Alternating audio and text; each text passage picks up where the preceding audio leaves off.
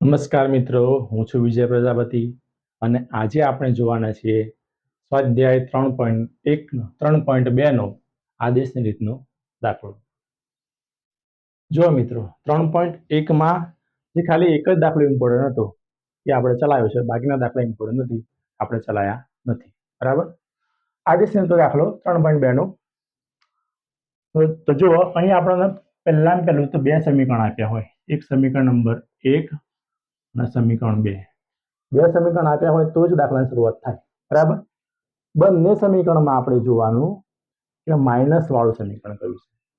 Minus વાળું એટલા માટે કે તમને થોડીક સરળતા રહે પ્લસ કરવામાં, એટલા માટે જોવાનું કે માઇનસ વાળું સમીકરણ આપણે નીચે વાળું છે એ સમીકરણને આપણે લઈએ, ઉપયોગ કરીએ.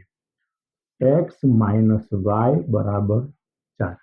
હવે આપણે કદાચ તમારી ઈચ્છા x ના સૂત્રનું કરતા બનાવો તો પણ ચાલે ને y ના સૂત્રનું કરતા બનાવો તો પણ ચાલે.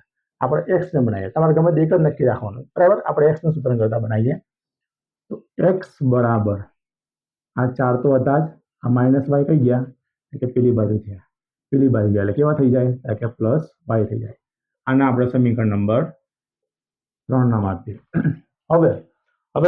હવે સમીકરણ 3 ની કિંમત સમીકરણ 1 માં મૂકવાની. કેમ સમીકરણ 1 માં મૂકવાની? કેમ કે આપણે સમીકરણ 2 નો તો ઉપયોગ કર્યો છે એટલે ફરીથી ના મુકાય એમાં. કે સમીકરણ 3 ની કિંમત સમીકરણ 1 માં મૂકતા લખીએ આપણે કે સમીકરણ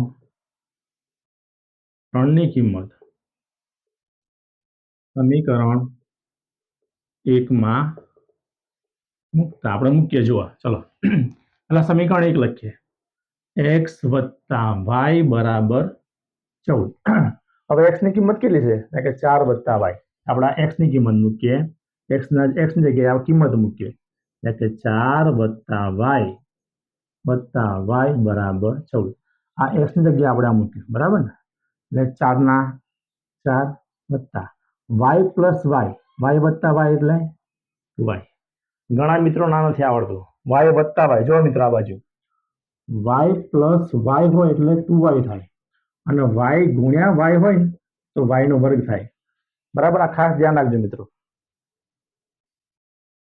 જો મિત્રો આગળ કે y એટલે 4 ના 4 અને y + y એટલે 2y = 14.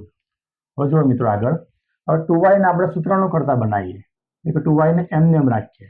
આ 14 બરાબરની પેલી બાજુ એમને એમ હતા, પણ જે બરાબરની આ બાજુ 4 હતા ને બરાબરની પેલી બાજુ આપણે લઈ જઈએ એટલે કેવા થઈ ગયા કે આ પ્લસ હતા એવા માઇનસ થઈ ગયા.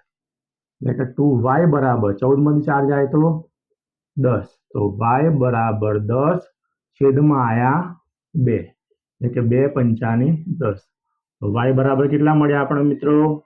y બરાબર આપણને 5 મળે. ચલો, એક કિંમત આપણને મળી ગઈ y ની કિંમત. હવે જે પણ આ કિંમત મળે એ હંમેશા સમીકરણ 3 માં જ મૂકવાનું, યાદ રાખવાનું. તમે x લીધો હોય, x ચલ લીધો હોય તો પણ ને y ચલ લીધો હોય તો પણ આ જે પણ કિંમત મળે સમીકરણ 3 માં મૂકવાની. તો લખીએ આપણે કે y ની કિંમત સમીકરણ 3 માં મૂકતા. તો સમીકરણ 3 આવ્યું મિત્રો. જો લખીએ x = 4 + y. x ના x, 4 ના 4. આપણને y ની કિંમત ઓલરેડી મળી ગઈ છે. જુઓ, એટલે કે વત્તા y ની જગ્યાએ કેટલા મૂકવાના એટલે કે 5. x = 4 + 5 એટલે કેટલા મળ્યા? 9. જો મિત્રો કેટલો સિમ્પલ દાખલો છે અને પરીક્ષામાં આ રીત પૂછાય જ છે. બરાબર. હવે નેક્સ્ટ દાખલો નેક્સ્ટ વિડીયોમાં જોઈશું.